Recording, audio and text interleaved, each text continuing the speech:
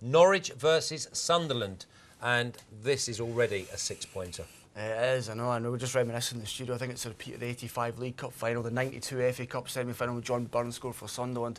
How are Sunderland in this position? How's it happening, Flash? I just can't even believe I think it get worse as well. Well, I'm steadfastly sticking with this Martin O'Neill side. I love Martin O'Neill. You might stick with Sunderland longer than Martin O'Neill. Well, very possibly.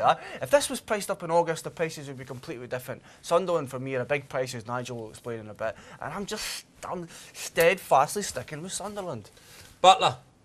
Can't have Sunderland. Well, can't have Norwich. Sorry, mate. Sunderland went to Fulham last week. You know, the place you say can't win. And they went and won 3-1 the week before last. But I think there was obviously no Hangeland there in the side. But Norwich, I've been very impressed with them. Very defensive-minded, very strong at home. Always been strong at home. But it's their eye form that's been good. They've got a draw. Your boys Southampton last week 1-1. Sunderland 29-10. But it's all about this for me. 12-5 the draw, a very low scoring draw, and it's got to be the value. I can't make a case for Norwich, I can't make a case for Sunderland. Sunderland draw more games than anybody else, and so do Norwich at home, and I think the draw at 12-5 is certainly the value. And if it does end up in a draw, I don't think it suits anybody. Unders and overs? Well, unders definitely. I looked at the price and it's actually a value price. I wanted to see if Nigel agrees with me.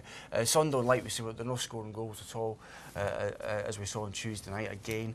And Norwich have been, really good defensively, and I think most of the wins this season have been 1-0. So it all points to under 2.5. What I think is a value price. Do you agree, Nigel?